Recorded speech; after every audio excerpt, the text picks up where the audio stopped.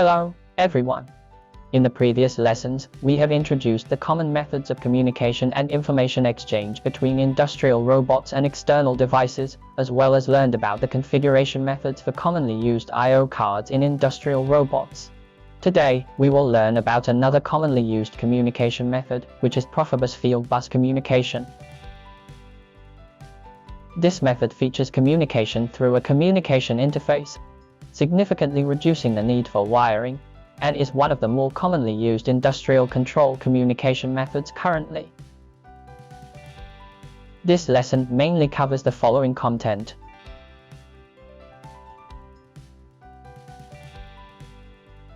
First, let's learn about the architecture of the PROFIBUS field bus communication system for robots. As shown in the figure, this represents the architecture of a relatively modern robot field bus system. The PLC communicates with the robot via the PROFIBUS field bus, while the PLC communicates with the supervisory computer via Profinet Ethernet. Thus, a robot system may consist of many different types of communication methods. Next, we will learn about the prerequisites for industrial robots to implement PROFIBUS field bus communication. First, let's look at the software requirements. Industrial robots must support the PROFIBUS communication protocol. When purchasing a robot, it is necessary to specify the interface parameters and explicitly request support for this protocol. The manufacturer will then load the driver supporting the PROFIBUS communication protocol into the industrial robot system before shipment.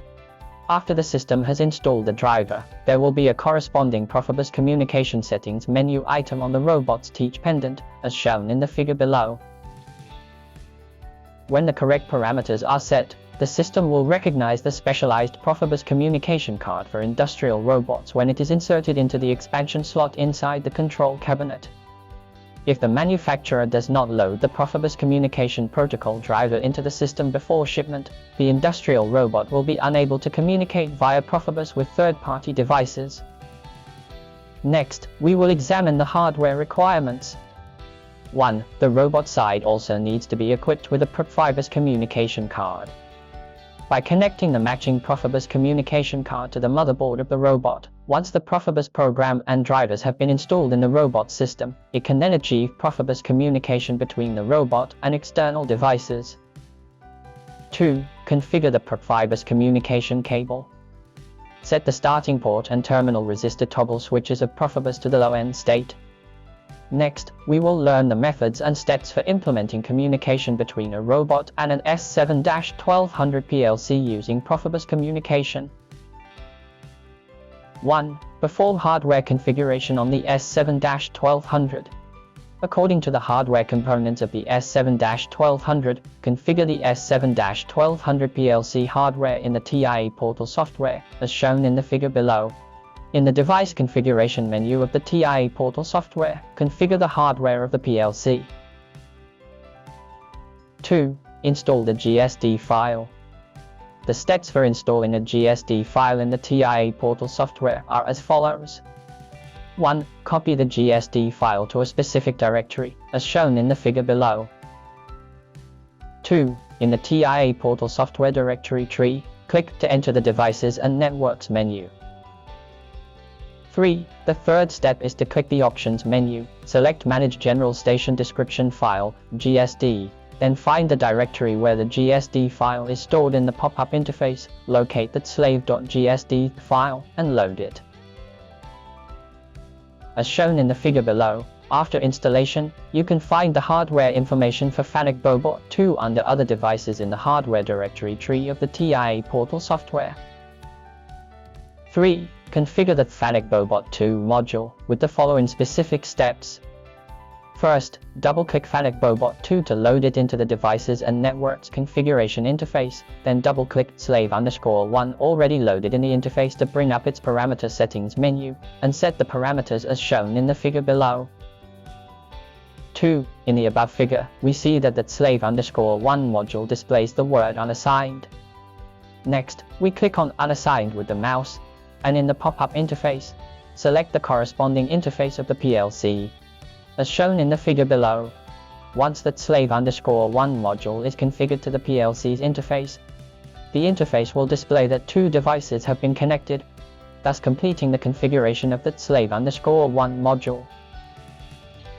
Test the communication between the two devices following these specific steps. 1. Create a new monitor table_1 under the monitoring and force values are in the device tree of the TIA portal software, and import the monitoring list as shown in the figure below. Select QB110 and QB111 as the memory storage for data output ports, and choose IB110 and IB111 as the memory storage for data input ports. 2. Set parameters under the PROFIBUS menu on the robot's teach pendant, as shown in the figure below. The parameter settings here must correspond to those in the TIA portal software. For example, set the number of input and output bytes to 16, and the local address to 3. 3. Configure the robot's memory by selecting both input and output signals, as well as different types of memory for I/O digital inputs and outputs.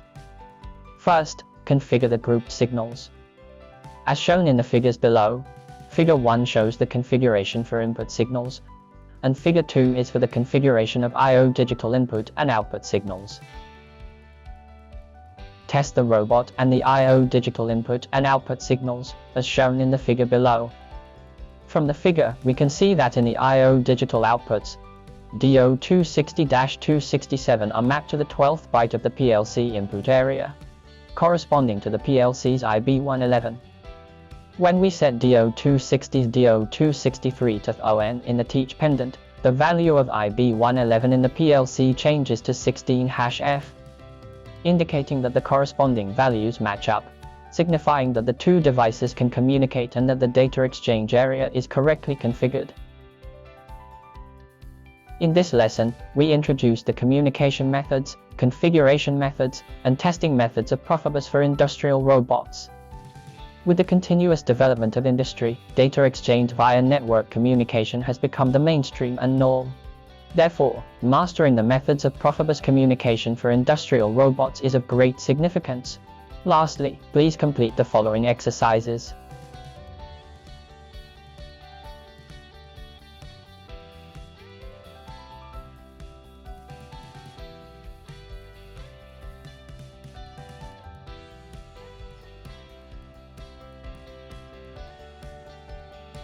See you in the next lesson.